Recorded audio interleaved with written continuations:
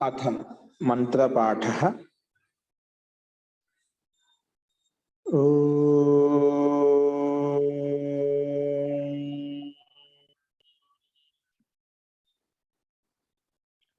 सहनावतु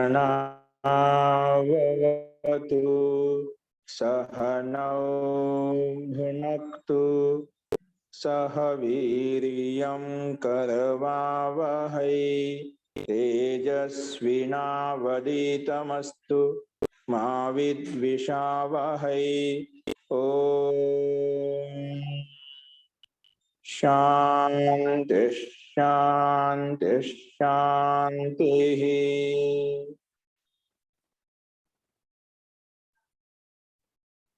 सर्वेभ्यो नमः। अंदरिकी नमस्कारम अंडी। మనము సాంఖ్య దర్శనంలో 3వ అధ్యాయం చెప్పుకుంటున్నాము. ఈ 3వ అధ్యాయంలో నిన్న మనము 8 సూత్రాల వరకు చెప్పుకున్నాము. అందులో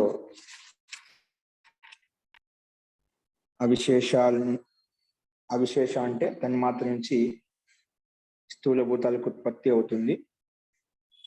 ఆ స్థూల భూతాల నుంచే మళ్ళీ శరీరానికి ఉత్పత్తి అవుతుంది. ఆ శరీరం ఉత్పత్తి అయింది కాబట్టి ఆ శరీరంతో సంబంధం ఏర్పడింది కాబట్టి ఆ స్థూల శరీరం అనేది అనాది వాసనకు సంస్కారాలు ఉన్నాయి కాబట్టి ఆ శరీర మాధ్యంతో భిన్న భిన్న దేహంలోకి పరివర్తన చెందుతూ ఉంటుంది. స్థూల పంచభూతాలతో ఉత్పన్నటువంటి శరీరం అనేది భిన్న భిన్న దేహాల్లోకి పరివర్తన చెందుతూ ఉంటుంది. అలాగా యోని కోటి సహస్రేషు శృతిశ్చ అస్య అంతరాత్మన. ఈ ఆత్మ అనేది శరీరాన్ని ధరించి ప్రకృతితో సంబంధమై భిన్న భిన్న యోనుల్లోకి అంటే పశు పక్షుల్లోకి క్రిమి కీటకాల్లోకి ఇంకా మనుష్య దేహంలోకి లేదా దేవత శరీరంలోకి భిన్న భిన్న దేహంలోకి గతి అనేది చెందుతూ ఉంటుంది. ఈ గతి అనేది ఈ దేహాంతర పరివర్తనం అనేది ఎప్పటి వరకు జరుగుతుంది అంటే ఆ వివేకాచ ప్రవర్తనం అవిశేషానం. ఈ స్థూలభూతాలతో ఉత్పన్నమైన శరీరం యొక్క గతి అనేది వివేక ఖ్యాతి కలిగేంత వరకు ఇది దేహాంతరంలో పరివర్తన చెందుతూ ఉంటుంది. భిన్న భిన్న దేహాల్లోకి భిన్న భిన్న యోనులకి వెళుతూ ఉంటుంది అని చెప్పుకున్నాము. ఈ దేహం కూడా ఎప్పటి వరకు ఉంటుందంటే ఉపభోగాత్రస్య. ఇది ఈ శరీరానికి ఎంతవరకు ఉపభోగం అందజేస్తూ ఉంటాము అంటే ఆహారం అన్నపానాదులు అందజేస్తూ ఉంటామో అంతవరకు స్థిరంగా స్థిమితంగా ఉంటుంది. కానీ ఇది నష్టమైన తర్వాత వీటితో పాటు ఉన్నటువంటి లింగ శరీరం మాత్రము సూక్ష్మ శరీరం మాత్రం నష్టం కాదు, స్థూల శరీరం మాత్రం నష్టం అవుతుంది అని చెప్పుకున్నాము. అలా చెప్పిన తర్వాత ఈ సూక్ష్మ శరీరం అనేది కూడా కేవలము భోగాన్ని అనుభవించదు. సూక్ష్మ శరీరంతో పాటు స్థూల శరీరం కూడా కావాలి. స్థూల శరీరము సూక్ష్మ శరీరం రెండు ఉంటేనే భోగం సంభవం అవుతుంది. కాబట్టి సంప్రతి పరిస్వక్త ద్వాభ్యాం పరిస్వక్త సంప్రతి. ఇప్పుడు ఈ జీవాత్మ అనేది సూక్ష్మ శరీరంతో పాటు స్థూల శరీరంతో ఉన్నప్పుడే ఈ భోగాలను అనుభవిస్తుంది అని చెప్పాం. అంటే సూక్ష్మ శరీరంతో పాటు స్థూల శరీరం కూడా అనివార్యము. స్థూల శరీరం ఉండాలి, సూక్ష్మ శరీరం రెండు ఉంటేనే భోగం సంభవిస్తుంది. సరే, ఈ శరీరం ఎలా ఉత్పత్తి అవుతుంది? దాదాపుగా ప్రాయశ మాతృపితృజం స్థూలం శరీరం ఉత్పన్నం అవుతుంది. అంటే మాతాపితా సంయోగం ద్వారా స్థూల శరీరం ఉత్పన్నం అవుతుంది. అలాగే అన్ని కూడా చాలా అధికాంశంగా పశు పక్షుల్లో కావచ్చు, క్రిమి కీటకాల్లో కావచ్చు, వృక్ష వనస్పతుల్లో కావచ్చు, దాదాపుగా ఎక్కువ శాతం సంయోగం ద్వారా ఉత్పన్నం అవుతాయి. కొన్ని అటువంటి జీవులు ప్రాణులు కూడా ఉన్నాయి. కొన్ని అయోనిజ్ అంటే సంయోగం కాకుండా సామాన్యంగానే ఉత్పన్నం అవుతూ ఉంటాయి, చనిపోతూ ఉంటాయి. ఒకటి ప్రాయశ ఎక్కువగా సంయోగం ద్వారా ఉత్పన్నం అవుతుంటాయని చెప్పుకున్నాము. అలా చెప్పిన తర్వాత ఈ స్థూల శరీరంలో స్థూల సూక్ష్మ శరీరం అని చెప్పారు కదా, అందులో ఏది సుఖ దుఃఖానుభూతి పొందుతుంది? స్థూల శరీరం సుఖాన్ని అనుభవిస్తుందా, సుఖ దుఃఖానుభూతిని కలిగి ఉంటుందా, లేదా స్థూల శరీరం కలిగి ఉంటుంది సూక్ష్మ శరీరానికి సుఖ దుఃఖానుభూతి కలుగుతుందా? అంటే మనకు స్థూల శరీరం అంటున్నావు, కనిపించే స్థూలం కనిపించే శరీరం ఒకటి, లోపల ఉన్నటువంటి సూక్ష్మభూతమైనటువంటి శరీరం ఒకటి. రెండు శరీరాలు చెప్తున్నాము. అందులో ఏది సుఖ దుఃఖానుభూతిని పొందుతుంది అంటే దానికి సమాధానంగా సూక్ష్మ శరీరమే సుఖ దుఃఖానుభూతిని పొందుతుంది అని చెప్పి చెప్పుకున్నాడు. పూర్వోత్పత్తి తత్ కార్యత్వం అంటే పూర్వం ఏదైతే ఉత్పన్నమైందో అదే కార్యత్వం అంటే సుఖ దుఃఖానుభూతికి అదే కార్యము అంటే అదే సాధనము. భోగాత్ ఏకస్య నా ఇతరస్య భోగాలను అంటే సుఖ దుఃఖానుభూతిని అనుభూతిని పొందడానికి సూక్ష్మ శరీరమే కారణము. అంటే సూక్ష్మ శరీరానికి స్థూల దేహం కూడా అవసరము అయినప్పటికీ కూడా సూక్ష్మ శరీరంలో జీవాత్మ మనసు విని అత్యంత దగ్గరగా ఉంటాయి కాబట్టి ఆత్మ జీవాత్మ దగ్గరగా ఉంటుంది కాబట్టి తో సుఖ దుఃఖానుభూతిని పొందేది సూక్ష్మ శరీరమే అని చెప్పి మనము ఇంతవరకు చెప్పుకున్నామండి. అస్తు ఇప్పుడు చెప్పిన వాటిలో ఎవరికైనా సందేహం ఉందా?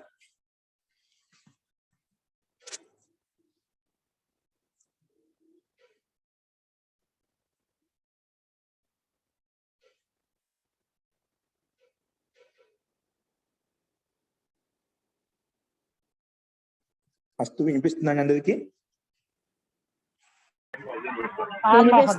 వినిపిస్తుందండి. ఓకే అండి. సో ఇంతవరకు మనం చెప్పుకుంది అంటే సూక్ష్మ శరీరమే అనుభవిస్తుంది, సూక్ష్మ సుఖ దుఃఖ అనుభూతి కలుగుతుంది సంభవాత్. ఎందుకు? కార్యత్వం అనేది సుఖ ప్రతీయమానత్వం అనేది ఇది కేవలం సూక్ష్మ శరీరంలో ఉంటుందని చెప్పాం. ఆ సూక్ష్మ శరీరంలో ఏ తత్వాలు, సూక్ష్మ శరీరం అంటే ఏమిటి? స్థూల శరీరం అంటే మనకు కనిపించే పాంచభౌతిక శరీరం ఏదైతే ఉందో మనకి ఇది అనుకుంటాం. కానీ సూక్ష్మ శరీరం అంటే సూక్ష్మ శరీరం అని మాటికి వస్తుందా? ఆ సూక్ష్మ శరీరం ఏ తత్వాలు ఉంటాయి, ఏముంటాయి అనేది ఇక్కడ ఆ సూక్ష్మ శరీరం గురించి ఇక్కడ చెప్తున్నారు. చూడండి, సూక్ష్మ శరీరం చ సూక్ష్మ ఎలా ఉంటుంది చెప్తున్నాడు. సప్తదశ ఇక్కడ సప్త దేశం బయట ఉంది, అది ఏకాన్ని తీసేయండి, తప్పబడింది. సప్తదశ ఏకం లింగం అంటే మొత్తం సంధి చేస్తే సప్తదశైకం లింగం. సప్తదశ అంటే 17, ఒకటి ఏకం, ఒకటి కలుపుకుంటే మొత్తం 18 అంటే 18 తత్వాలు ఎక్కడైతే ఉందో దాన్ని లింగ శరీరం అంటాం. అంటే లింగం అంటే సూక్ష్మ శరీరాన్ని లింగ శరీరం అంటామట, సూక్ష్మ శరీరాన్ని లింగ శరీరం అని కూడా అంటామట. అందుకే సప్తదశైకం లింగం. ఈ సూక్ష్మ శరీరం ఏముంటాయి? 18 అంటే 18 తత్వాలు కలిస్తే దాన్ని లింగ శరీరం అంటాం, అంటే సూక్ష్మ శరీరం అంటాము. అవి ఏంటివి కింద చూద్దాం. అట్లా వక్తవ్యం. ఇక్కడ ముందుగా ఈ సప్తదశ ఒకటి ఏకం 18 తత్వాన్ని కలిపితే లింగ శరీరం అంటాము, సూక్ష్మ శరీరం అంటాము. ఇది వేరే భాష్యకారు ఈ విషయంలో ఏ రకంగా వ్యాఖ్యానించారు, ముందుగా అది వ్యాఖ్యానించబడుతుంది ఇక్కడ. అది బ్రహ్మముని ముందు వాళ్ళ యొక్క కథనాలు, వాళ్ళ యొక్క అభిప్రాయాలు ఈ విషయంలో సూక్ష్మ శరీర విషయంలో ఏం చెప్తారు అనేది ఇక్కడ ఉల్లేఖించారు. చూడండి, ముందుగా అనిరుద్ధ వృత్తౌ సూత్రార్థో అష్టాదశ పదార్థ పరః కృతః. అనిరుద్ధ వృత్తి భాష ఏ విధంగా బ్రహ్మముని భాష్యం ఉందో ఇదే సూత్రాల మీద మహర్షి కపిల్ మహర్షి రచించినటువంటి సూత్రాల మీద అనిరుద్ధ వృత్తి భాష్యం కూడా ఉంది. ఏ విధంగా బ్రహ్మముని భాష్యం అని చెప్పుకుంటున్నాము. అందులో ఆయన ఏం చెప్పారు ఈ సూత్రం యొక్క వ్యాఖ్యానం చేసేటప్పుడు, అనిరుద్ధ వృత్తో సూత్రార్థో అష్టాదశ పదార్థ పరః కృతః అంటే దీంట్లో సూక్ష్మ శరీరంలో అంటే లింగ శరీరంలో 18 పదార్థాలు ఉంటాయి అని చెప్పాడనమాట. సూత్రార్థం చెప్పేటప్పుడు అష్టాదశ పదార్థ పరః కృతః అంటే 18 పదార్థాలు ఉంటాయని చెప్పి చెప్పాడనమాట. తత్ర లింగ శరీరం అష్టాదశ పదార్థ పరకం మతం. అక్కడ ఈ లింగ శరీరం అనేది 18 పదార్థాలతో యుక్తమైందని చెప్పి చెప్పాడు ఎవరు? అనిరుద్ధ వృత్తి భాష్యంలో. అవి ఎలాగంటే సప్తదశ చ ఏకం చ, ఒకటి సప్తదశ 17, ఒకటి ఏకం మొత్తం కలుపుకుంటే అష్టాదశ. తైహి లింగం అంటే సూక్ష్మదేహ ఉత్పద్యతే అంటే మొత్తం 18 పదార్థాల చేత లింగం అంటే సూక్ష్మదేహము సూక్ష్మ శరీరము ఉత్పద్యతే ఉత్పన్నమవుతుంది. ఓకేనా? 17, ఒకటి 18 మొత్తం కలిపి ఆ 18 పదార్థాల చేత తైహి ఈ 18 పదార్థాల లింగం అంటే లింగం సూక్ష్మదేహ ఉత్పద్యతే సూక్ష్మదేహం ఉత్పన్నమవుతుంది, లింగ శరీరం ఉత్పన్నమవుతుంది. ఆ 18 ఏమిటి అంటే కింద చెప్పాడట. బుద్ధి, అహంకార, మనాంసి. బుద్ధి ఒకటి, అహంకారం ఒకటి, మనాంసి. ఈ 3 మొత్తం 3 అయ్యాయి. నెక్స్ట్ పంచ సూక్ష్మభూతాన్ని. పంచ సూక్ష్మభూతాన్ని అంటే ఏమిటి? శబ్ద, స్పర్శ, రూప, రస, గంధాలు. ఇవి 5. నెక్స్ట్ దశ ఇంద్రియాన్ని. దశ ఇంద్రియ అంటే పంచ జ్ఞానేంద్రియాలు, పంచ కర్మేంద్రియాలు. అంటే ఇవి 10 సూక్ష్మభూతాలు ఎన్ని? అవి 5. శబ్ద స్పర్శ రూపరస గంధాలు 5. 15 బుద్ధి అహంకారం మనసు. 15 యొక్క 3 18 అయిపోయాయి కదా. ఈ 18 తత్వాలను లింగ శరీరం అంటాము. ఈ 18 తత్వాలను సూక్ష్మ శరీరం అంటాము. దీన్ని సూక్ష్మ దేహ అని చెప్పి అంటాము. ఇదని చెప్పుకోవచ్చు. లింగ శరీరము లేదా లింగమన్య, సూక్ష్మ దేహమన్య, సూక్ష్మ శరీరమన్య, ఈ 18 తత్వాలతో కూడుకునే దాన్ని సూక్ష్మ శరీరం అంటాడు, లింగ శరీరం అంటాము. ఏం చెప్పాను? పంచ జ్ఞానేంద్రియాలు, పంచ కర్మేంద్రియాలు, పంచ సూక్ష్మభూతాలు అంటే శబ్ద స్పర్శ రూప రసగంధాలు ప్లస్ బుద్ధి అహంకారం మనసు, ఈ 3 మొత్తం 18 తత్వాలతో కలిసిందని సూక్ష్మ శరీరం అంటాము, లింగ శరీరం అంటామని చెప్పి అనిరుద్ధ వృత్తి భాషలో వ్యాఖ్యానించారు. కానీ ఇక్కడ విజ్ఞాని భిక్షు భాషే అనిరుద్ధ కృతో అర్థ ఖండిత. కానీ అనిరుద్ధ వృత్తి భాషలో ఆయన 18 పదార్థాలతో కూడుకున్న దాన్ని లింగ శరీరం అంటామని చెప్పి ఆ సూత్రాలు చెప్పారు. కానీ విజ్ఞాని భిక్షు భాషలో విజ్ఞాని భిక్షు అనే భాషకారులు ఏమంటున్నా అంటే అనిరుద్ధ కృతో అర్థ ఖండిత. అనిరుద్ధ వృత్తి భాషలో ఆయన 18 పదార్థాలు స్వీకరించదా, అది ఖండిస్తున్నామట. అది యుక్తి సంగతం కాదని. ఎందుకు చూడండి, నతు సప్తదశ ఏకం చితి అష్టాదశతయ వ్యాఖ్యేయం. అలాగా వ్యాఖ్యానించకూడదు. 17 + 1 ఇది కలుపుకొని మొత్తం 18 తత్వాలు ఉన్నాయి. 18 తత్వాలతో కూడుకుందే లింగ శరీరం అంటాం, సూక్ష్మం అంటామని అలా వ్యాఖ్యానించకూడదు. ఎందుకు? విజ్ఞాని భిక్షు ఎందుకు అంటున్నాడు? విజ్ఞాని భిక్షు భాష్యంలో పరంతు విజ్ఞాని భిక్షు భాష్యేపి, ఇప్పుడు ఆయన 17 + 1 18 అని చెప్పి అది తీసుకోకూడదంట. వాళ్ళు ఏ విధంగా తీసుకోవాలంటే ఆయన చెప్తున్నాం ఇక్కడ. విజ్ఞాని భిక్షు భాష్యం పరంతు విజ్ఞాని భిక్షు భాష్యేపి పదార్థాస్తు తథైవ అష్టాదశ మతాహ. కానీ విజ్ఞాని భిక్షు భాషలో కూడా పదార్థాలు 17 స్వీకరించామట. అంటే విజ్ఞాని భిక్షు భాషలో 17 తత్వాలు కలిస్తే లింగ శరీరం అంటామని చెప్పాడు ఆయన. అనిరుద్ధ వృత్తి భాషలో ఏమన్నారు? 18 తత్వాలను కలిపితే సూక్ష్మ శరీరం అంటున్నాం, లింగ శరీరం అంటున్నామట. అందుకని ఖండిస్తున్నామట. ఎవరిని? అనిరుద్ధ వృత్తి భాష్యాన్ని విజ్ఞాని భిక్షు భాష్యకారులు ఖండిస్తున్నామట. ఇది 18 కాదు 17 అని చెప్పాలి అని చెప్పి. అందుకే కానీ వాన 17 స్వీకరిస్తూ 18 తత్వాలు చెప్తున్నామట. కానీ చూడండి ఎలా చెప్తున్నాడు ఇక్కడ. విజ్ఞాని భిక్షు భాష్యేవి పదార్థాస్తు తథైవ అష్టాదశ మత. కానీ విజ్ఞాని భిక్షు 17 అంటున్నాడు, కానీ దాన్ని మొత్తం 18 లెక్క పెడుతున్నామట. చెప్పడం 17 అంటున్నాడు, కథనం ప్రకారం 17 అంటున్నాడు, కానీ మొత్తం 18 తీసుకున్నాడు. ఏ రకంగా తీసుకున్నాడు చూడండి. తథైవ అష్టాదశ మత సూక్ష్మ శరీరస్య కేవలం అహంకారస్య బుద్ధౌ అంతర్భావం ప్రదర్శ్య ఏకాదశ ఇంద్రియాని పంచ తన్మాత్రాని బుద్ధిశ్చ సప్తదశ అహంకారస్తు బుద్ధౌ ఏవ అంతర్భావ. దీన్ని బుద్ధిని అహంకారం చెప్పిన పైన చెప్పినదా, బుద్ధి అహంకారం మనసు చెప్పి ఈ అహంకారాన్ని విడిగా లెక్క పెట్టకూడదు, బుద్ధికి అంతర్గతంలోనే వస్తుంది, విడిగా తీసుకోకూడదు అని చెప్పి అక్కడ లెక్క పెట్టుకున్నామట. అహంకారం అనే తత్వం అనేది బుద్ధికి అంతర్గతంలో వస్తుంది కాబట్టి 17 తత్వాలతో కలిసిందని సూక్ష్మ శరీరం అంటాము, లింగ శరీరం అంటామని చెప్పి ఇక్కడ విజ్ఞాని భిక్షు భాషకాడు అంటున్నామట. అంటే మొత్తానికి ఇది కూడా దాని అంతర్గతంలో వస్తుంది మొత్తం తీసేసుకున్నాడు కదా, ఆయన పక్కకు తీసేయలేదని. అహంకారం లేని చెప్పడం లేదు, అహంకారం బుద్ధికి అంతర్గతంలోనే వస్తుంది చెప్పినాడు. అలా చెప్పడం 17 చెప్తున్నాడు, లేదు 18 తీసుకుంటున్నామట. తీసుకున్నాం ఇది బుద్ధికి అంతర్గతంలో అహంకారం కూడా వస్తుంది చెప్పి అక్కడ తీసుకున్నామట. అందుకే పంచతన్ను మాత్రమే బుద్ధిశ్చ సప్తదశ అహంకారస్య బుద్ధౌ ఏవ అంతర్భావ. అహంకారం బుద్ధికి అంతర్గతంలో వస్తుంది అని కథను చెప్పాడనమాట. సో ఈ రకం చెప్పిన తర్వాత విజ్ఞాని భిక్షు కిం ఏతైన కథన ప్రకారేణ పదార్థాస్తు తథైవ అష్టాదశ అత్రాపి స్వీకృతా పరంతు నా సవరత్. పేజీ మార్చండి. అంటే విజ్ఞాని భిక్షు భాషకారుడా 18 తత్వాలు స్వీకరిస్తున్నాడు, కానీ దాన్ని స్వతంత్రంగా చెప్పకుండా బుద్ధికి అంతర్గతంలో వస్తుంది, అందుకే 17 అని చెప్తున్నామంట. ఆయన పూర్తిగా తీసేసింటే సరే ఆయన మతం భిన్నంగా ఉంది అనుకోవచ్చు అనమాట. 17 తత్వాలతో కలిసిన దాన్ని సూక్ష్మ శరీరం అంటామని చెప్పుకోవచ్చు. అలా చెప్పకుండా బుద్ధిలో అంతర్గతంలో అహంకారం తీసుకొని మొత్తం 17 అని చెప్పడం, అది ఇలాంటి కథనం చెప్పడం యుక్తి సంగతం కాదు. అంటే ఇలాంటి కథనంతో ఏ ప్రయోజనము అంటే నువ్వేం 18 తత్వాన్ని స్వీకరిస్తున్నావు, కానీ చెప్పడం 17 అంటున్నావు. ఏ రకంగా అంటున్నావు అంటే అది బుద్ధికి అంతర్గతంలో మనసు కూడా అహంకారం కూడా వస్తుంది చెప్తున్నామాట.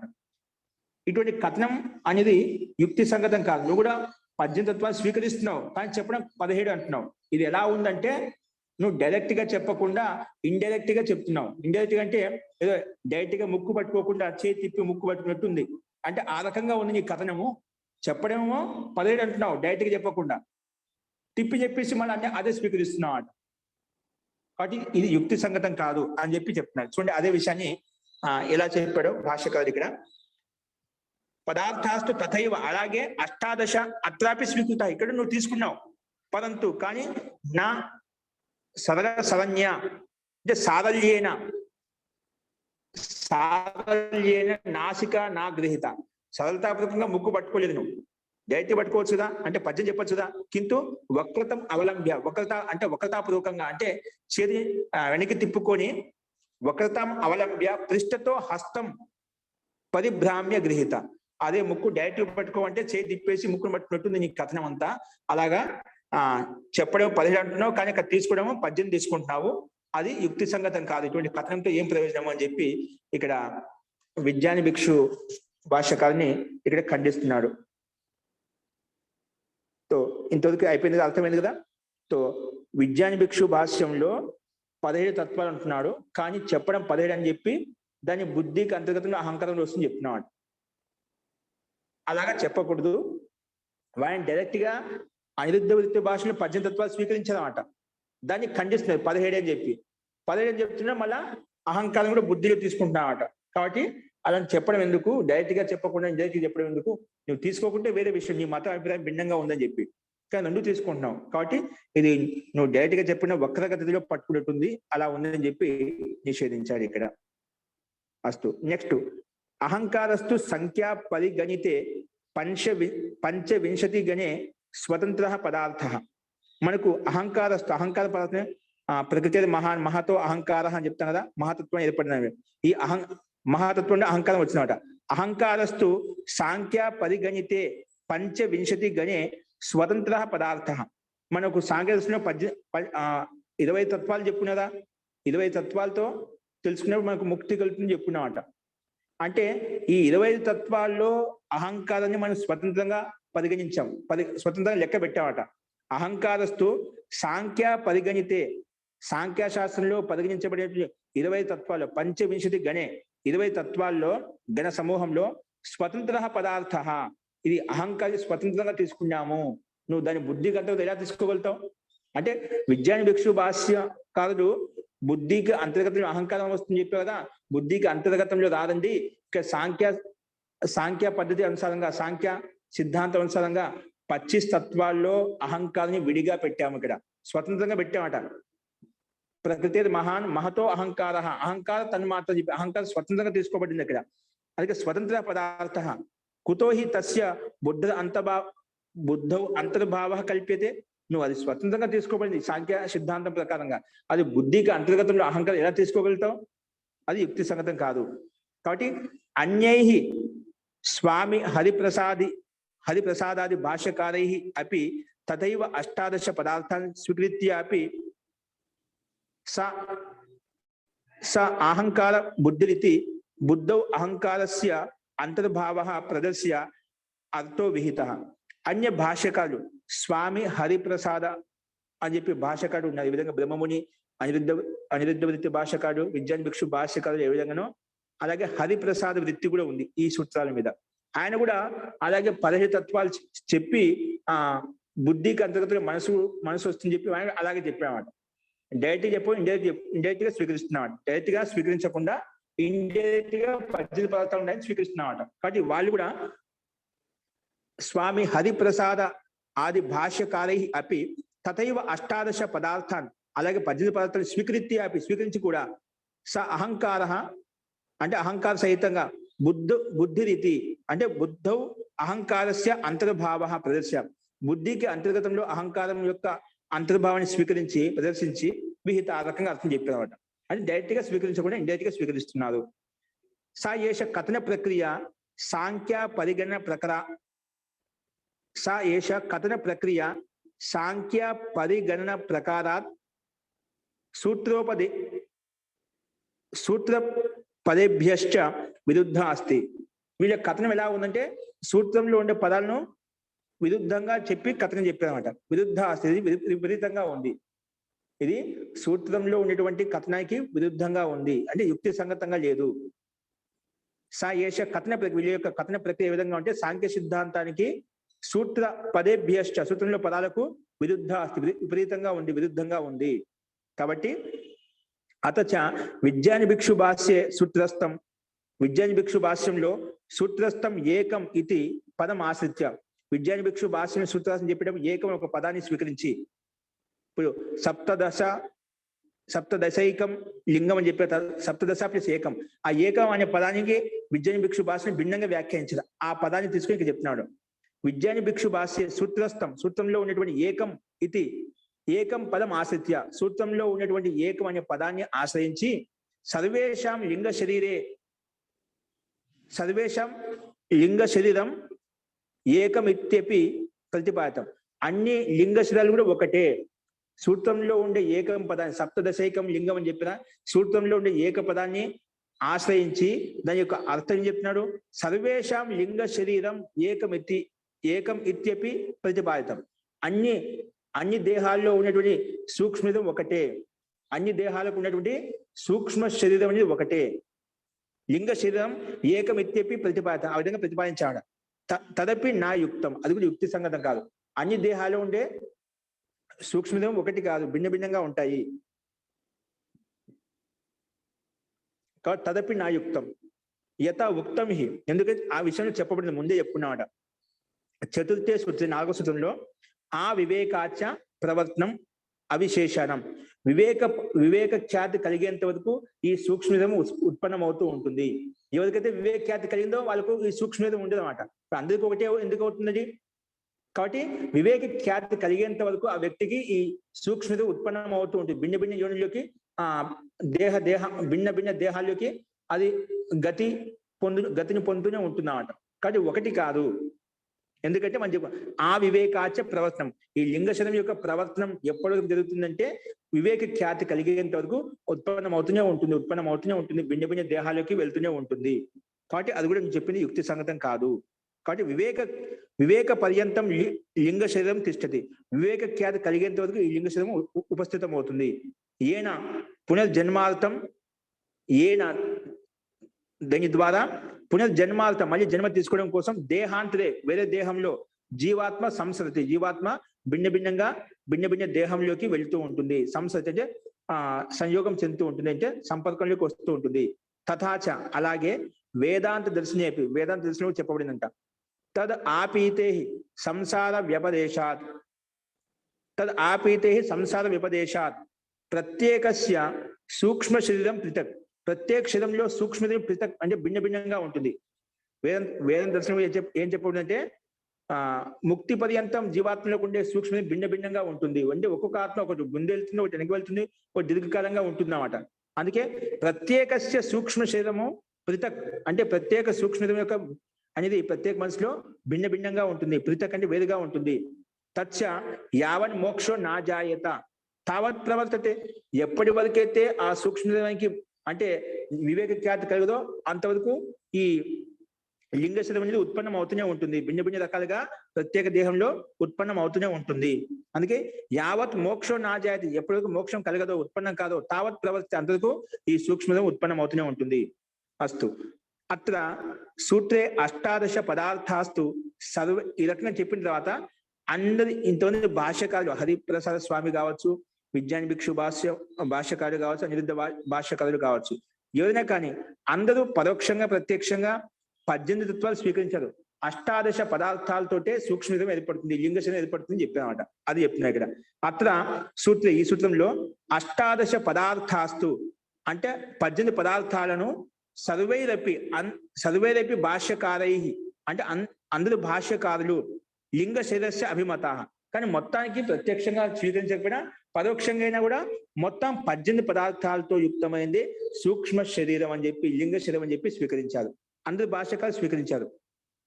అందుకే సప్తదశత్వం కథన మాత్రం అహంకారస్య బుద్ధౌ అంతర్భావ ప్రదర్శ్య, కేవలము 17 పదార్థాలు అని కథనం మాత్రం చెప్పి అహంకారాన్నే బుద్ధికి అంతర్గతం చెప్పబడింది అంతే. కథనం మాత్రం చెప్పబడింది, వాస్తవం కాదు. కథను చెప్తున్నావు అంటే 17 అని చెప్పి ఆ బుద్ధి అంతర్గతంలో మనసుకు తీసుకుంటున్నావు. బుద్ధ అంతర్భావం ప్రదర్శించావు. కాబట్టి తస్మాత్ సారల్యం అవలంబ్య సూత్రార్థేన భవితుడు. అందుకే సరళతాపూర్వకంగా సూత్రార్థం ఉండాలి. సరళతాపూర్వకంగా సరళతం యొక్క అర్థాన్ని ఆశ్రయించి మనం అర్థం చెప్పుకోవాలి. తస్మాత్ సారల్యం అవలంబ్య, సరళతాపూర్వకంగా ఆశ్రయం తీసుకొని ఏది సూత్రార్థేన భవితవ్యం అంటే సూత్రార్థం సరళతాపూర్వకంగా ఉండాలి. భవిత ఇది ఏవ అస్మాకం అభిష్టం, అదే మన అందరికి కూడా అభిష్టం అంట. ఏదైనా ఒక సూత్రార్థం చెప్పుకుంటే అది సరళంగా సూక్ష్మంగా అర్థమయ్యే విధంగా ఉండాలి.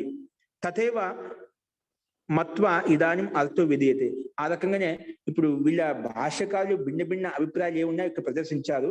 ఎవరు ఏమనుకుంటున్నా చెప్పి ఇప్పుడు బ్రహ్మముని భాష్యకారుడు ఇక్కడ మనం చెప్పిన భాష్యంలో ఆయన స్వామి బ్రహ్మముని గారు ఇక్కడ తథైవ మత్వ అదే విషయాన్ని ఇదానిం తథైవ మత్వ ఇదానిం అర్థో విధీయతే, సరళతాపూర్వకంగా అదే అర్థం ఇప్పుడు ఆయన చెప్తున్నాడు. ఆయన భాష్యాన్ని ఇక్కడ చెప్తున్నాడు దాన్ని ఏ రకంగా తీసుకోవాలని చెప్పి. పైననేమో భిన్న భిన్న భాష్యకారుల యొక్క అర్థాన్ని ఉల్లేఖించారు. ఇప్పుడు దీన్ని ఇదే విషయాన్ని ఆయన అప్పుడు వ్యాఖ్యానం చెప్తుంది అన్నమాట. ఇక్కడ అదే విషయాన్ని 18 తత్వాలతో కూడుకునేదే లింగ శరీరము, సూక్ష్మ శరీరం అని చెప్పి అదే విషయాన్ని ఇక్కడ ప్రస్తావిస్తున్నారు. చూడండి, ఇప్పుడు సూత్రం యొక్క అర్థం యథార్థంగా ఈ బ్రహ్మముని భాషలో ఇక్కడ చెప్తుంది అన్నమాట. అంటే పైన అర్థం వచ్చేసింది, 18 పదార్థాలతో కూడుకున్న దాన్ని సూక్ష్మ శరీరం అంటామని చెప్పి తెలిసిపోయింది. అందరి భాష్యకారుల యొక్క అభిమతం కూడా ఇదే. అదే విషయాన్ని బ్రహ్మముని భాష్యకారులు కూడా దీన్ని అదే విధంగా వ్యాఖ్యానిస్తున్నారు, ఇక్కడ వ్యాఖ్యానిస్తున్నారు. చూడండి, సప్తదశ ఏకం లింగం సూత్రంలో అదే కదా, సంధి చేస్తే సప్తదశైకం లింగం అని చెప్పాం. సప్తదశ ఒకటి ఏకం అది అహంకారం, మొత్తం 17 ఒకటి ఏకం అహంకారం కలుపుకుంటే 18 తత్వాలతో కూడుకుందే లింగ శరీరము అంటే సూక్ష్మ శరీరము. ఈ సూక్ష్మ శరీరంలో ఈ 18 పదార్థాలు కలిస్తే దాన్ని సూక్ష్మ శరీరం అంటాము. అదే విషయం చెప్పారు. చూడండి, పంచ తన్మాత్రాన్ని అంటే శబ్ద స్పర్శ రూప రస గంధాలు, ఈ పంచ తన్మాత్రలు. మనః సహితాని ఏకాదశ ఇంద్రియాని, ఇంకా మనసుతో కలుపుకొని మొత్తం 10 ఇంద్రియాలు అంటే మొత్తం 11. 11 ఒక 5 17. తర్వాత అహంకారశ్చ సప్తదశ, అహంకారం కలుపుకుంటే 17. అహంకారశ్చ సప్తదశ, అహంకారం కలుపుకుంటే 17 అయిపోయాయి. తథా ఏకం లింగం ఒకటి మహాతత్వము. తథా ఏకం లింగం మహాతత్వం, అదే మహాతత్వం బుద్ధితత్వం కూడా చెప్పుకుంటాను. మహాతత్వం బుద్ధిరిత్యర్థ. తథా ఏకం లింగం మహాతత్వం, ఒక లింగం ఏంటి, లింగం అంటే ఇక్కడ మహాతత్వం, అది దాన్ని బుద్ధితత్వం కూడా ముందు చెప్పుకున్నాం అంటే మనం చెప్పుకుంటే కూడా మహాత్మ బుద్ధితత్వం కూడా అని చెప్పుకుంటామని చెప్పి ఈ రకంగా మొత్తం 18 పదార్థాలతో కూడుకుందే లింగ శరీరము అంటే సూక్ష్మ శరీరము లేదా సూక్ష్మ దేహము అని చెప్పుకుంటామట. అది ఇక్కడ సూత్రం చెప్తున్నాం. మళ్ళీ లింగ శబ్దేన మహతత్వం అభిప్రేయతే. ఇక్కడ సూత్రంలో లింగం అనగానే మహాతత్వం అభిప్రేయతే, మహాతత్వమే తీసుకోవాలి. లింగ అనగానే లింగ శబ్దం చేత ఎక్కడ వచ్చినా కూడా మహాతత్వాన్ని స్వీకరించాలి. మహాతత్వం అభిప్రేయతే, అది అభిప్రాయంగా తీసుకోవాలి. ఇదే విషయాన్ని కూడా మనం యోగ దర్శనం కూడా చెప్పుకున్నామట. విశేష అవిశేష లింగ మాత్ర అలింగాని గుణ పర్వాణి అని చెప్పుకున్నాడు యోగ దర్శనంలో. లింగ మాత్రం మహాతత్వం, లింగం అనేది మహాతత్వం అన్నమాట. అది యోగ దర్శనంలో 19 సూత్రాలు చెప్పుకున్నాం. సమాధి పాదంలో సాధనా పాదంలో వ్యాస భాషను చెప్పుకున్నామట. కథం హి పృథక్ నిర్దేశ సప్తదశ పునః ఏకం లింగం కథం నా అష్టాదశ ఇత్య ఉచ్యత. సరే, ఇది బాగానే ఉంది. మరి సప్తదశం ఏకం పక్కన విడివిడి చెప్పడం ఎందుకు? అష్టాదశం లింగం అని చెప్పొచ్చుగా, అష్టాదశం సూక్ష్మం లింగం అని చెప్పొచ్చుగా. అనవసరం ఇక్కడ సప్తదశ ఏకం అని చెప్పి విడిగా ఎందుకు తీసుకున్నారు? సరే, 18 స్వీకరిస్తున్నారు, బాగానే ఉంది. డైరెక్ట్ గా అష్టాదశ లింగం అని చెప్పొచ్చు కదా. సప్తదశ ఏకం లింగం అని చెప్పి విడిగా ఎందుకు చెప్పుకున్నారు? ఆ విషయం చెప్తున్నారు ఇక్కడ. సప్తదశ పునః ఏకం లింగం కథం నా అష్టాదశ ఇత్యౌచ్యత. 17 ఒకటి 18 ఒకటి కలుపుకున్న 18 అని చెప్పి చెప్పడం కన్నా డైరెక్ట్ గా అష్టాదశ ఇత్య ఉచ్యత 18 అని ఎందుకు చెప్పకూడదు అని దానికి సమాధానం చెప్తాను. ఎందుకు విడిగా చెప్పుకున్నారు, ఒకే విధంగా ఎందుకు చెప్పాలి, ఒకేసారి ఎందుకు చెప్పాలి అంటే దానికి సమాధానం చెప్తున్నా ఇక్కడ. అష్టాదశ ఇతి ఏవ ఉచ్యత, అష్టాదశ 18 అని చెప్పొచ్చు కదా. అంటే తత్ర లింగస్య మహత్వస్య ప్రాధాన్య ప్రదర్శనాయ, అక్కడ లింగం అంటే మహత్వాన్ని ప్రధానమైంది ముఖ్యమైనది చెప్పడం కోసమే దాన్ని విడిగా తీసుకున్నాము, దాన్ని కలిపి చెప్పలేదు. 17 సప్తదశ అని చెప్పి 17 తీసుకున్నాము, ప్లస్ మహాతత్వాన్ని విడిగా తీసుకున్నాము. ఎందుకంటే మహాతత్వం అంటే బుద్ధితత్వం యొక్క ప్రాధాన్యత ముఖ్యంగా ఉంటుంది, ప్రాధాన్యంగా ఉంటుంది, అందుకే విడిగా తీసుకున్నాము. తత్ లింగస్య అంటే మహాతత్వస్య ప్రాధాన్య ప్రదర్శనాయ, ప్రాధాన్యాన్ని ప్రదర్శించడం కోసమే విడిగా చెప్పుకున్నాము. ఏది ఇదం అత్ర సూక్ష్మ శరీరే ప్రముఖం అంటే ప్రముఖమైనది. ఏది ఇదం అత్ర ఇది సూక్ష్మ శరీరంలో ప్రముఖం లింగం అంటే ప్రముఖమైనది, ముఖ్యమైనది. ప్రముఖం లింగం అంటే మహత్వం. తదేవ ప్రముఖం లింగం ఆశ్రిత్య హి ఇదం లింగ శరీరం ఉచ్యతే. అందుకే ఇది మహత్వంతో ప్రముఖమైనది కాబట్టి దాన్ని మహత్వం లింగం అంటాం కాబట్టి అందుకే లింగ శరీరం అని చెప్పాము. ఇది ప్రముఖమైనది కాబట్టి సూక్ష్మ శరీరం ప్రముఖం లింగం, ప్రముఖమైన లింగం. లింగం అంటే మహత్వం. తదేవ ప్రముఖం లింగం ఆశ్రిత్య హి ఇదం లింగ శరీరం ఉచ్యతే. అందుకే దీన్ని లింగ శరీరం అంటాము, సూక్ష్మ శరీరం అంటాము, సూక్ష్మ దేహం అంటాము. లింగ శరీరం అంటాం కదా. లింగం అంటే ఈ మహాతత్వం ముఖ్యమైనది కాబట్టి, ప్రముఖమైనది కాబట్టి దాన్ని లింగం అంటామంట. ఏంటి? ప్రకృతి అలింగం, ప్రకృతి అలింగము, ఇది మహాతత్వం లింగం అనమాట. అందుకే లింగ శరీరం అంటాము. ఎందుకంటే లింగ శరీరం ప్రధానమైంది, ముఖ్యమైనది. అక్కడి నుంచి మనకు లింగ శరీరం ఉత్పన్నమవుతుంది కాబట్టి దానికి ప్రాధాన్యత చెప్పడం కోసమే ఇక్కడ లింగ శరీరం ఉచ్యతే, లింగం అని చెప్పి చెప్పుకున్నాము. ఎలాగంటే ఏ రకంగా అంటే యథాహి పంచభూతేషు సర్వస్థూల పృథివీ. ఈ 5 పంచభూతాల్లో పృథివీ, అగ్ని, వాయు, ఆకాశం, జలంలో ఈ 5 పంచభూతాల్లో సర్వస్థూల పృథివీ, అన్నిటికంటే స్థూలమైనది పృథివీ తత్వం మనకి విశాలం కనిపిస్తుందన్నమాట. సర్వస్థూల పృథివీ ప్రాధాన్యంగా ఉందన్నమాట. తస్మాత్ పంచభూత నిమిత్తకం అపి శరీరం స్థూల శరీరం పార్థివం ఉచ్యతే. ఇక్కడ మనం అందుకే ఈ పంచభూతాలతో ఉత్పన్నమైనటువంటి శరీరం కూడా పార్థివ శరీరం అంటామట. జలీయ శరీరం అని చెప్పము, అగ్నియ శరీరం అని చెప్పము. ఎందుకు? పార్థివతత్వం, పృథ్వీతత్వం ప్రాధాన్యంగా ఉంది కాబట్టి నేను పార్థివ శరీరం అంటామట, పృథివీ శరీరం అంటామట. ఇక్కడ ఏ విధంగా అయితే మనం పాంచభౌతిక శరీరం పంచభూతాలతో ఉత్పన్నమైనప్పటికీ కూడా పార్థివం అంటే పృథ్వీతత్వంతో ఉత్పన్నమైంది శరీరం అంటున్నామట. అంటే పృథ్వీతత్వానికి ప్రాధాన్యత ఉంది కాబట్టి పార్థివం అని చెప్పాం. అలాగే అక్కడ కూడా లింగ శరీరానికి మహాతత్వానికి ప్రాధాన్యత చెప్పడం కోసమే అక్కడ విడిగా చెప్పుకున్నాము. ఎందుకంటే పార్థివ శరీరంలో 5 పంచభూతాలతో ఉత్పన్నం, ఈ శరీరంలో ఏ తత్వం లేక శరీరం ఉత్పన్నం కాదు, 5 ఉండాలి. కానీ పార్థివ శరీరానికి పృథ్వీతత్వానికి ప్రాధాన్యత ఎక్కువగా ఉంది కాబట్టి అందుకే పార్థివం శరీరం అని చెప్పి చెప్పుకున్నాము. అందుకే తస్మా పంచభూత నిమిత్తకమపి శరీరం అంటే స్థూల శరీరం పార్థివం ఉచితే, పార్థివం అని చెప్పి చెప్పుకుంటాము. తత్ర ఎందుకు? పృథివీ ప్రాధాన్యాత్, అక్కడ పృథ్వీతత్వం ప్రాధాన్యంగా ఉంది కాబట్టి ఈ పాంచభౌతిక శరీరంలో పృథ్వీతత్వమే ప్రాధాన్యంగా ఉంది కాబట్టి ఇది పంచభూతాల్లో కలిసిపోతుంది కాబట్టి, అంటే మిట్టిలో కలిసిపోతుంది కాబట్టి పాంచభౌతిక అంటే పృథ్వీతత్వానికి ప్రాధాన్యత ఇచ్చాం కాబట్టి పాంచభౌతికం అని చెప్పి చెప్పుకున్నామట. అందుకే పృథివీ ప్రాధాన్యత, పృథ్వీ యొక్క ప్రాధాన్యత చెప్పడం కోసం ఏ విధంగా మనం పార్థివం అని చెప్పామో అలాగే పైన కూడా ఏకం అంటే మహత్వము అంటే బుద్ధిత్వం ప్రధానమైంది కాబట్టి ప్రధానత్వం చెప్పడం కోసం విడిగా తీసుకున్నాము అని చెప్పి దీనికి సమానం చెప్పారు బ్రహ్మముని భాష్యంలో. తథైవ అత్ర ఏకం లింగం ఇది ప్రాధాన్యం అవలంబి, ఇక్కడ కూడా ఏకం లింగం అంటే ఏకం మహత్వం ప్రాధాన్యం ప్రధానతను అవలంబించి పృథక్ నిర్దేశాత్ ఇదం లింగ శరీరం. పృథక్ అంటే వేరుగా నిర్దేశించి ఇదం లింగ శరీరం అని చెప్పి చెప్పారన్నమాట. వేరుగా నిర్దేశించి ఏకం అని చెప్పి వేరుగా లింగ శరీరాన్ని సంకేతించడం కోసం, ప్రాధాన్యతను చెప్పడం కోసమే పృథక్ నిర్దేశాత్ ఇదం లింగ శరీరం అందుకే చెప్పారు, లింగ శరీరం అని చెప్పి చెప్పుకున్నామట. యత్ ఖలు వచనం ఉద్ధృతం, ఇంకా దాని విషయం చెప్పాను. యత్ ఖలు వచనం ఉద్ధృతం విజ్ఞాని భిక్షు భాష్యం. విజ్ఞాని భిక్షు భాషలో ఒక వచనం ఉద్ధరించారంట. ఏంటది? కర్మాత్మ పురుష, పురుషుడు ఏంటంటే కర్మ చేస్తుంటాడ. కర్మాత్మ పురుష యో అసౌ బంధ మోక్షై ప్రయుజ్యతే. కర్మాత్మ పురుష యో అసౌ బంధ మోక్ష ప్రయుజ్యతే సప్తదశకేన అపి రాశినా యుజ్యతే చ సహ. ఇది ఈ వచనము విజ్ఞాన భిక్షు భాషలో చెప్పబడింది ఆయన భాష్యంలో. కుత్రత్యం ఇదం వచనమితి తు నా సూచితం. ఇది వచనం ఎక్కడి నుంచి ఉద్ధరించబడిందో, ఎక్కడి నుంచి తీసుకోబడిందో సూచించలేదు అన్నమాట. ఏదైనా ప్రామాణికంగా ఉండాలి కదా. కుత్రత్యం ఇదం వచనం, ఈ వచనం ఎక్కడి నుంచి తీసుకోబడిందో పైన చెప్పిన విధంగా పైన వచ్చిన వచనం ఏది? కర్మాత్మ పురుషో యో అసౌ బంధ మోక్షై ప్రయుజ్యతే సప్తదశకేనాపి రాసిన యుజ్యతే చ సహ. ఈ వచనం అనేది కుత్రత్యం ఇదం వచనమితి తు నా సూక్తం, ఆయన సూచించలేదు. అని ప్రమాణం చెప్పలేదు ఎక్కడిది అని చెప్పి. తత్ ప్రామాణిక శాస్త్రం ప్రామాణిక శాస్త్రస్య అప్రామాణికస్య ఇది నా జాయతి. ఇది ప్రామాణిక శాస్త్రమే ప్రామాణికమైనటువంటి శాస్త్రంతో తీసుకోబడిందా, అప్రామాణికమైన గ్రంథంతో తీసుకోబడింది అది చెప్పలేదు అనమాట. మరి ఎలా తెలుస్తుంది అది ఏ శాస్త్రం ప్రమాణం తీసుకుంటున్నామంటే అది ఏదో ప్రసిద్ధమైనది ఉండాలి, వేదానుకూలమైనది ఉండాలి, లేదా ఋషి మహర్షి యొక్క వచనమై ఉండాలన్నమాట. అలాగే ఇది శాస్త్ర ఇది ప్రమాణం ఉల్లేఖించబడింది, ఉద్ధరించబడింది. అది తత్ ప్రామాణిక శాస్త్రస్య అథ అప్రామాణికస్య ఇది నా జాయతి. అది ప్రామాణిక శాస్త్రం యొక్క వచనమా లేదా అప్రామాణికమైన శాస్త్రం యొక్క వచనం అది తెలియటం లేదు. ఆయన విజ్ఞాన భిక్షు భాష చెప్పబడింది కానీ దానికి ఉల్లేఖనం చేయలేదు. తథాపి తథాభూత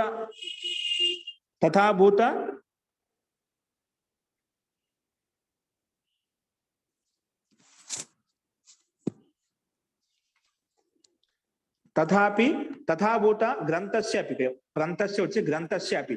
ఓకే అండి, గ్రంథస్య అపి ఇక్కడ సరిగ్గా ప్రింటింగ్ మిస్టేక్ పడి చూడండి, గా పెట్టుకోండి. తథాభూత గ్రంథస్యాపి వచనే అస్మిన్ నా విజ్ఞాన భిక్షు భాష్య పుష్టి భవతి. కానీ ఈయన వచనం ఉల్లేఖించారు కానీ దాని ద్వారా ఆయన మాటకు ఆయన వచనం పుష్టి అవుతుందా, 17 తత్వాలు ఉన్నాయని పుష్టి అవుతుందా అని కూడా కాదు. విజ్ఞాన భిక్షు భాష ఏం చెప్పాడు, 17 తత్వాలని చెప్పాడు ఆయన.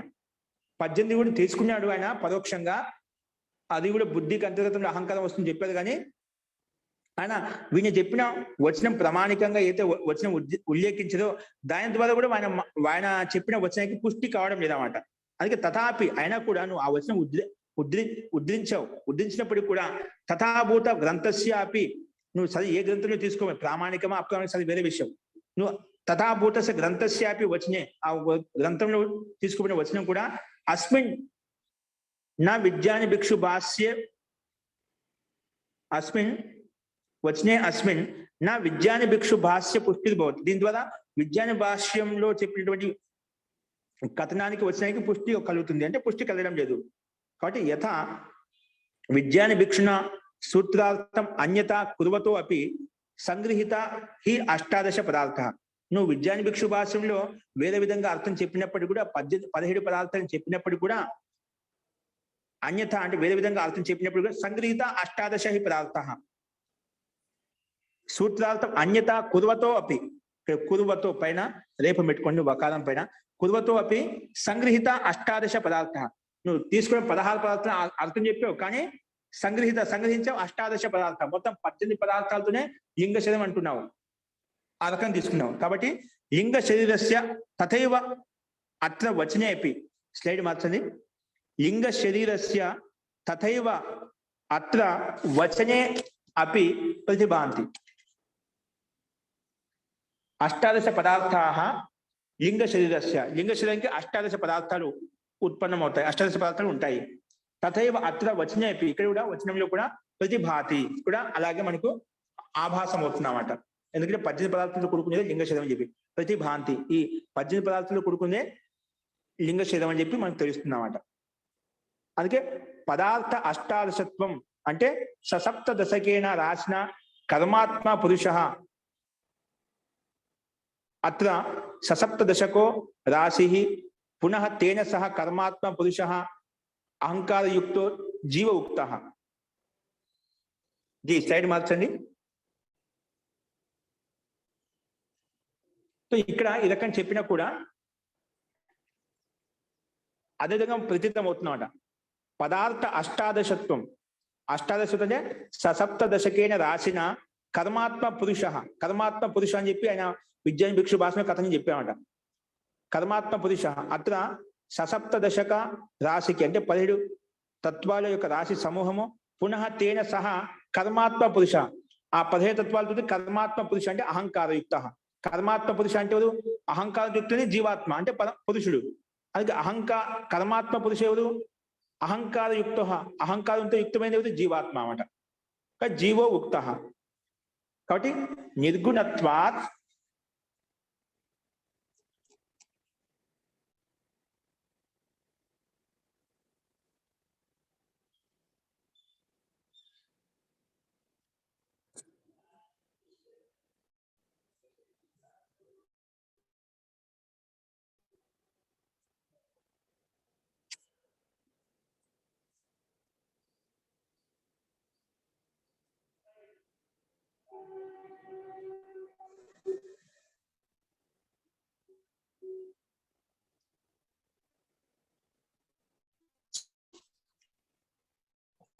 ముందు సూత్రం ఏంటి? అష్టాదశ పదార్థ లింగ శరీర వచనే అపి, ఇక్కడ వచ్చిన కూడా అదే విధంగా ప్రతీతం అవుతుంది అన్నమాట. పదార్థ అష్టాదశత్వం, పదార్థంతో కూడుకుని లింగ శరీరం అని చెప్పి అలా చెప్పిన తర్వాత ఉజ్జయిని భిక్షు భాషలో చెప్పినటువంటి ఇక్కడ వచ్చిన ఉల్లేఖిస్తున్నా మళ్ళీ. ససప్తదశకేన రాసిన కర్మాత్మ పురుష, ససప్తదశకేన రాసిన కర్మాత్మ పురుష అంటే 17 పదార్థాలతో కూడుకున్నటువంటి రాశి సమూహము కర్మాత్మ పురుష, కర్మాత్మ పురుషుడు అని చెప్పి చెప్పారన్నమాట. అత్ర సప్తదశకో రాశి అంటే 17 పదార్థాల యొక్క సమూహం రాశి, పునః తేన సహా దానితో ఈ 17 పదార్థాలతోటి కర్మాత్మ పురుష, కర్మాత్మ పురుష అంటే ఇక్కడ అహంకారయుక్తో జీవ, కర్మాత్మ పురుష అంటే జీవాత్మ, అహంకారంతో యుక్తమైనది జీవాత్మ అన్నమాట. అంటే అహంకారయుక్తో జీవ ఉక్త. కాబట్టి ఈ రకంగా అహంకారం అక్కడ తీసుకోబడింది అన్నమాట. నువ్వు పరోక్షంగా స్వీకరించబడినా అక్కడ కర్మాత్మ పురుష అని చెప్తున్నావు కదా, కర్మాత్మ పురుషుడు అహంకారయుక్తమైన జీవాత్మనే, కాబట్టి అక్కడ తీసుకోబడింది అన్నమాట. నువ్వు నీ వచనం ద్వారా కూడా దాన్ని అర్థం చెప్పామనుకోండి, అక్కడ కర్మాత్మ పురుష అంటున్నావు కదా, కర్మాత్మ పురుష ఎవరు ఇక్కడ? అహంకారయుక్త జీవ, అహంకారంతో యుక్తమైనటువంటి జీవాత్మని తీసుకోవాలి. కాబట్టి నిర్గుణత్వాత్ తద్ అసంభవాత్ అహంకార ధర్మా హి ఏతే.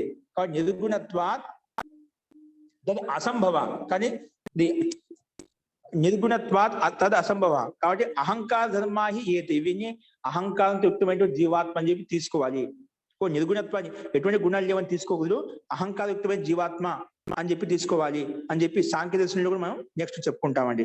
కాబట్టి అహంకార ప్రక్రియతే, కాబట్టి అహంకారం కూడా తీసుకోబడుతుంది.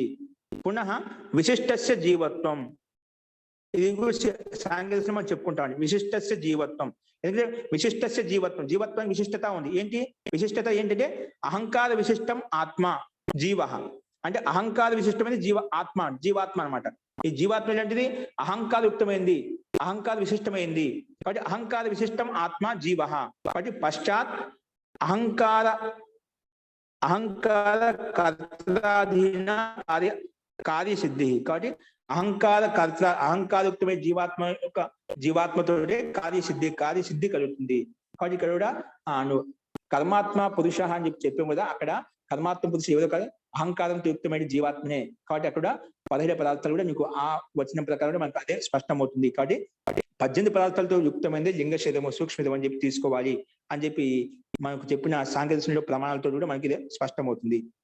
నువ్వు కర్మాత్మ పురుష అంటున్నావు కదా, ఈ కర్మాత్మ పురుష ఎవరో కాదు, అహంకారంతో యుక్తమైన జీవాత్మనే. కాబట్టి జీవాత్మ అహంకారంతో యుక్తమైనది కాబట్టి ఇక్కడ అహంకారం కూడా తీసుకోబడుతుంది. కాబట్టి 18 పదార్థాలు స్వీకరించాలి. 18 పదార్థాలు యుక్తమైనదే లింగ శరీరం అంటే సూక్ష్మం అని చెప్పి చెప్పుకున్నాము. చూడండి, కర్తృత్వం అహంకారస్య కర్తృత్వం యద్వా లేదా అహంకార విశిష్టస్య ఆత్మనః భవతి. అహంకార విశిష్టస్య అహంకార విశిష్టమైన ఆత్మ, అహంకారయుక్తమైన ఆత్మ, అదే విషయం ఇంకో రకం చెప్పాడు. కర్తృత్వం కర్తృత్వం ఎదుర్కొంటుంది అహంకారానికి ఉంటుంది అన్నమాట. ఎక్కడైతే అహంకారం ఉంటుంది అక్కడ కర్తృత్వం ఉంటుంది, కర్తృత్వం ఉంటుందో అక్కడ అహంకారం ఉంటుంది. యద్వా లేదా అహంకార విశిష్టస్య ఆత్మనః, అహంకారంతో విశిష్టమైనటువంటి ఆత్మ అంటే అలాగే చెప్పుకోవచ్చు. అహంకార విశిష్టస్య ఆత్మనో భవతి. తథైవ అత్ర ఉద్ధృత వచనేపి కర్మాత్మ పురుష అంటే మీరు చెప్పిన విజ్ఞాన భిక్షు భాష ఏదో వచనం ఉద్ధరించావో, కర్మాత్మ పురుష అంటే అహంకారో నిర్దిష్ట, అహంకారంతో నిర్దిష్టమైనది తీసుకోవాలి. సప్తదశకేన రాసిన సహా సంగత, అప్పుడు అహంకారం జీవాత్మ తీసుకున్నాం అనుకోండి. ఇప్పుడు సప్తదశకేన రాసిన ఈ 17 పదార్థాలతో సమూహంతో యుక్తమైనటువంటి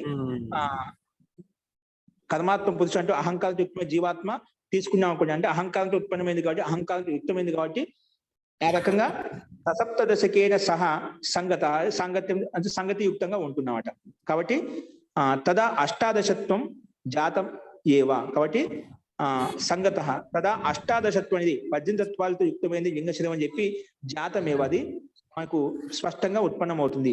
కాబట్టి అష్టాదశత్వంతో జాతమేవ లింగ దేహ పదార్థానాం, ఈ లింగ దేహ పదార్థాలు ఏంటంటే అష్టాదశత్వం, అంటే 18 పదార్థాలు యుక్తమైందే లింగ శరము, లింగ దేహము, సూక్ష్మ శరం అని చెప్పి మనకు స్పష్టమవుతుంది అని చెప్పి ఇక్కడ ఈ భాషలో మనం చెప్పుకున్నామండి.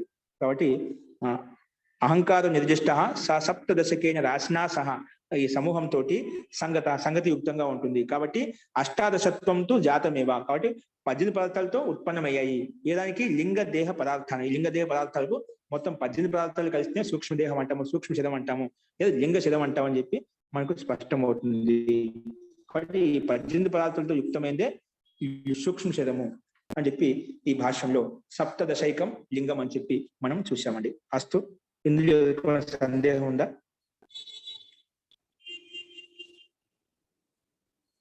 హరి ఓం. వినిపిస్తుందని అందరికీ? ఈ మొత్తం సారాంశం ఏమొచ్చిందని దీనికి అంటే భిన్న భిన్న భాషకాలుగా అభిప్రాయం వ్యక్తపరిచారు. దీంట్లో ఏం లేదు. సప్తదశ ఏకం లింగం అంటే 17 పదార్థాలు ప్లస్ ఒకటి అహంకారం, మొత్తం కలిపి 18 తత్వం అంటే మహాతత్వం. మహాతత్వం అంటే అహంకారం కూడా. ఏకంతో మహాతత్వం తీసుకోవాలి, అంటే బుద్ధితత్వం తీసుకోవాలి. అది మొత్తం ఏకం ఒకటి కలుపుకుంటే 18. ఈ 18 పదార్థాలతో కూడుకునే లింగ శరీరం, అది కేవలం అదే గమనించాలి మనం. అంటే పంచ జ్ఞానేంద్రియాలు, పంచ కర్మేంద్రియాలు, ఒక మనసు 11, అలాగే పంచ తన్మాత్రలు, శబ్ద స్పర్శ రూప సగంధాలు 15, ఇకు తర్వాత బుద్ధి అహంకారం మనసు, బుద్ధి అహంకారం మనసు, మొత్తం 18 అయిపోయాయండి. పంచ జ్ఞానేంద్రియాలు, పంచ కర్మేంద్రియాలు 10, పంచ తన్మాత్రలు 15, బుద్ధి అహంకారం మనసు, ఈ 3 కలిపిన 18. ఈ 18 పదార్థాలు కూడుకునేదే సూక్ష్మ శరీరం అంటాము. ఇది సూక్ష్మ శరీరము ఎప్పటి వరకు ఉంటుంది? ఈ సూక్ష్మ శరీరం అనేది ఈ 18 పదార్థాలు ఎప్పటి వరకు వెంటాడుతూ ఉంటాయంటే జీవాత్మకు వివేక ఖ్యాతి కలిగేంత వరకు, ముక్తి కలిగేంత వరకు వెంటాడుతూనే ఉంటాయి. శరీరం నష్టమైపోతుంది, ఉత్పన్నమవుతుంది, నష్టమవుతుంది, ఉత్పన్నమవుతుంది. కానీ ఇది ఎప్పుడు నష్టమవుతుంది? ఈ దేహము 18 పదార్థాలు ఎప్పుడు తొలగిపోతాయి అంటే ఆ వివేక ఖ్యాతే ప్రవర్తనం. వివేక ఖ్యాతి కలిగేంత వరకు, అంటే ముక్తి మోక్షం కలిగేంత వరకు ఈ 18 పదార్థాలు నష్టం కావు, ఎల్లప్పుడూ సూక్ష్మతనే ఉంటుంది. మనం చేసిన క్రియాకలాపాలు, పాపరూపు కర్మలు, పుణ్యరూపు కర్మలు ఈ 18 పదార్థాల్లోనే ఉంటాయి. ఈ 18 పదార్థాల ఆధారంగానే ఏదైనా కావచ్చు, దేహాంతర గమన ప్రాప్తి జరుగుతూనే ఉంటుంది అని చెప్పి ఇక్కడ సూక్ష్మ శరీరం యొక్క ప్రక్రియ ఈ విధంగా ఉంటుంది. ఇందులో 18 పదార్థాలు కలిసి సూక్ష్మ శరీరం అని చెప్పి మనం చెప్పుకున్నామండి. అస్తు, అర్థమైందండి? అర్థమైంది మహోదయ. ఓకే అండి. ఇలా చెప్పిన తర్వాత మళ్ళీ చూడు ప్రశ్న వేస్తూ మళ్ళీ ఒక ప్రశ్న చూడండి. నన్ను అని ఎక్కడ వచ్చినది ప్రశ్న వేస్తున్నామట. ఏ ప్రశ్న? ప్రశ్న అడుగుతున్నాడు మళ్ళీ. నన్ను లింగ సమానంగా ఉందని చెప్పి 10 పదార్థాలు అంటే సమానంగా ఉంటాయి.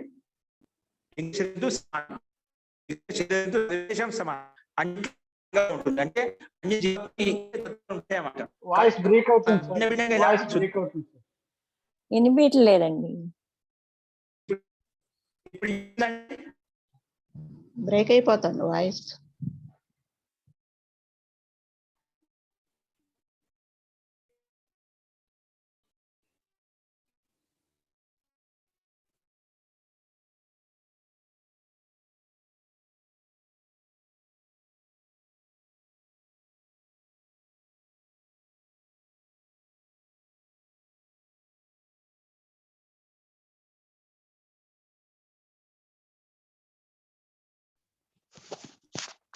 మొత్తం పోయిందండి.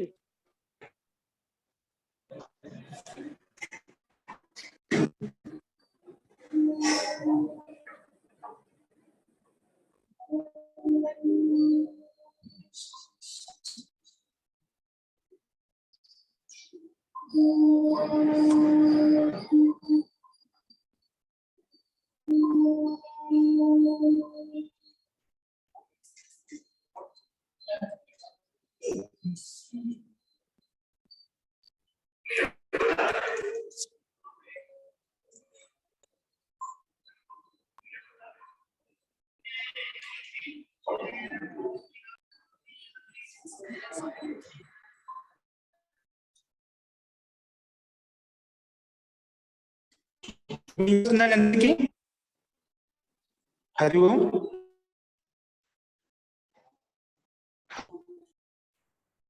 ఇప్పుడు వినిపిస్తున్నది. ఇప్పుడు వినిపించలేదు సార్, వినిపిస్తున్నది. ఇంతవరకు ఓకే. బ్రేక్ వస్తుంది. ఇప్పుడు వినిపిస్తున్నదండి. వినిపిస్తుంది కానీ బ్రేక్ వస్తుందండి.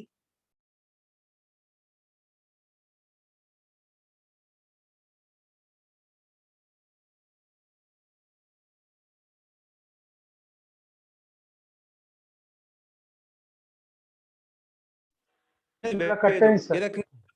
దేవ మనుష్య తిర్యక్ భేద కథం. మళ్ళా దేవతలు ఉంటారు, మనుషులు ఉంటారు, తిరియక్ యోనిలో ఉన్నటువంటి ప్రాణులు ఉంటాయి. ఎందుకలా భిన్న భిన్నంగా వ్యక్తి భేదం కనిపిస్తుంది?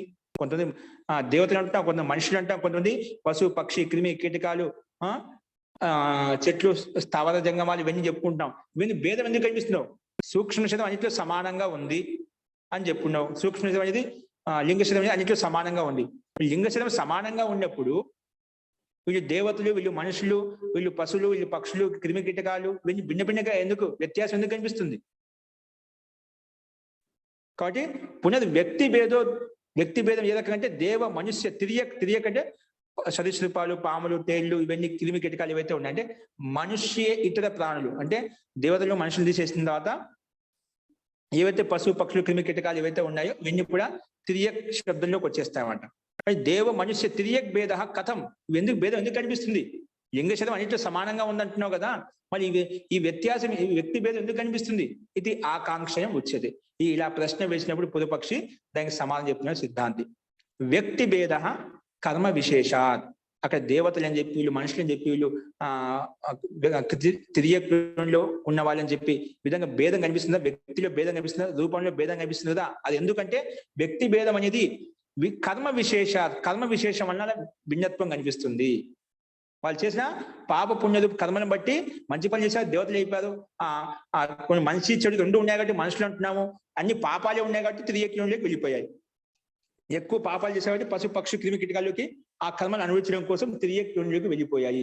కానీ కర్మ విశేషాలు అన్ని జీవాత్మలకు కర్మలు భిన్న భిన్నంగా ఉండటం వలన స్వాతంత్రం కాబట్టి భిన్న భిన్నంగా ఉండటం వలన అక్కడ వ్యక్తి భేదం కనిపిస్తుంది. ఇది మనకు అనేది ప్రత్యక్ష అనుభూతి, మనకు స్పష్టం. ఎందుకంటే భిన్న భిన్న మనుషులు కనిపిస్తున్నాం. సామాన్య వ్యక్తులు ఉన్నారు, విశిష్టమైన మనుషులు ఉన్నారు, దేవతలు ఉన్నారు, అన్ని రకాల మనుషులు ఉన్నారు. పశు పక్షుల్లో కూడా మనం చూస్తున్నాం. కొన్ని పశు పక్షులు చాలా సంతోషంగా సుఖపూర్వకంగా ఉంటాయి, కానీ కొన్ని అక్కడ కూడా చాలా దుఃఖపడుతుంది, చాలా బాధపడుతున్నాయి. ఆ జన్మనే ఉత్తమైన జన్మ కలగలేదు. దాంట్లో ఎన్నో ఎక్కువ బాధపడే జీవులు ఉన్నాయి, ఎక్కువ కష్టపడే పశు పక్షులు ఉన్నాయన్నమాట.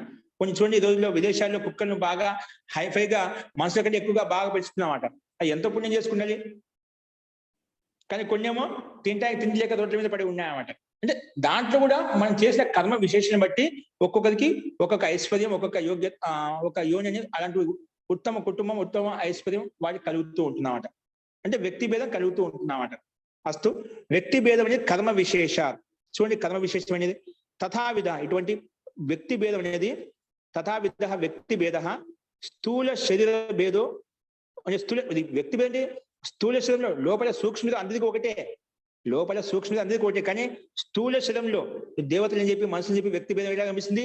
స్థూల శరీర భేదో దేవ మనుష్య తిరియక్ దేహ భేద కర్మ విశేషాలు. ఈ భేదం ఎందుకు కనిపిస్తుంది? దేవతలు, మనుషులు, తిరియక్ జీవులు అని చెప్పి కర్మ విశేషాత్ అంటే కర్మ విశేషాత్ అంటే అదృష్ట విశేషాత్ భవతి.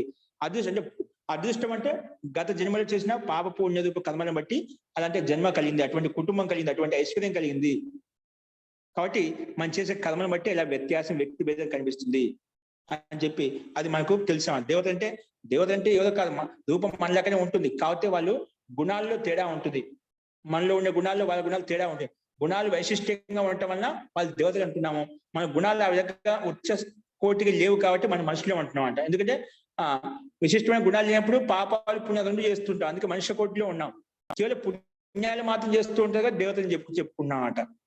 పుణ్యము చేయడం, పరోపకారం చేయడం వాళ్ళ లక్ష్యంగా ఉంటుంది కాబట్టి దేవతలను చెప్పుకున్నాం.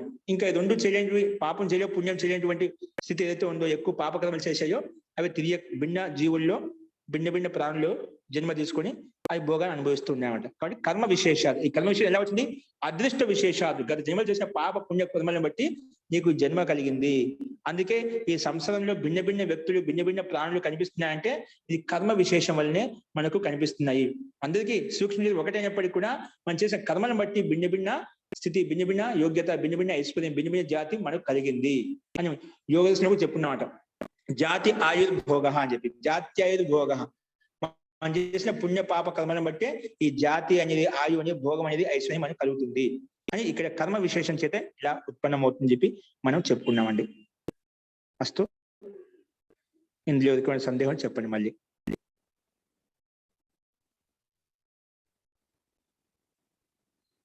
ఇది స్పష్టమే కదా. కర్మ విశేషం చేత మనకు భిన్న భిన్న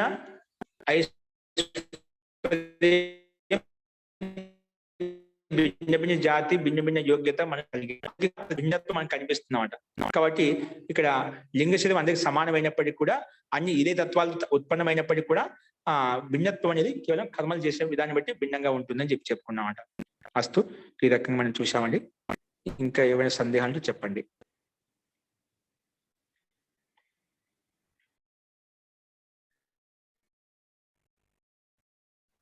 చాలా తేలికగా అర్థమవుతుంది సార్ చెప్పినప్పుడు. ఏంటండి? చాలా తేలికగా, చాలా ఈజీగా చెప్పండి, ఏదో చెప్పండి. ఓకే అండి, అస్తు. సో నెక్స్ట్ పాఠం అనేది చెప్పుకుందామండి. ఇప్పుడు నెక్స్ట్ అదే విషయం వచ్చి మళ్ళా కర్మ విశేషం. ఇది మళ్ళీ గొప్ప ప్రశ్న వేసాడు. కర్మ విశేషం అంటే ఈ ధర్మాధర్మ రూపం వల్ల జన్మ కలిగింది అంటున్నావు కదా. ధర్మాధర్మ రూప అంటే ధర్మాధర్మం అంటే ధర్మం అంటే పుణ్యం, అధర్మం అంటే పాపం. అదృష్ట విశేషాస్తు కలు ఆత్మానువర్తి. ఇవన్నీ కూడా ధర్మాధర్మం అనేది ఆత్మానువర్తి, ఆత్మలో జరుగుతాయి కదా. పునః కథం తేన వ్యక్తి భేద స్థూల శరీరే సంభవతి. అది కర్మలు ఎవరిని అనువర్తిస్తాయి సూక్ష్మలో? ఆత్మ చేస్తుంది కదా, ఆత్మ ఇష్టానుసారం జరుగుతున్నాయి. మళ్ళీ ఈ వ్యక్తి భేదం శరీరంలో ఎందుకు కలుగుతుంది? శరీరంలో కలగకూడదు కదా, అది ప్రశ్న వేసాయన్నమాట. వ్యక్తి భేదం అనేది శరీరంలో ఉండకూడదు కదా, శరీరంలో ఎందుకు వచ్చింది? దానికి సమాధానంగా ఎందుకంటే ఆధారభూతమైనటువంటిది, ఆశ్రయభూతమైనటువంటిది కాబట్టి దాంట్లో మార్పులు ఈ స్థూల శరీరంలో వస్తాయి. వ్యక్తి భేదం స్థూల శరీరంలో కనిపిస్తుందని చెప్పి దీనికి సమాధానం చెప్తాడు. అది మనం రేపు చూద్దామండి. అస్తు, మంత్రపాఠ.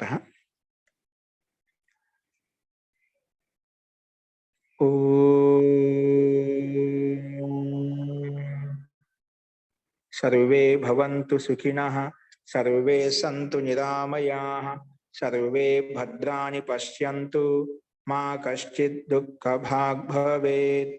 ఓం శాంతి శాంతి శాంతి. సర్వేభ్యో నమః. అందరికీ నమస్కారం అండి.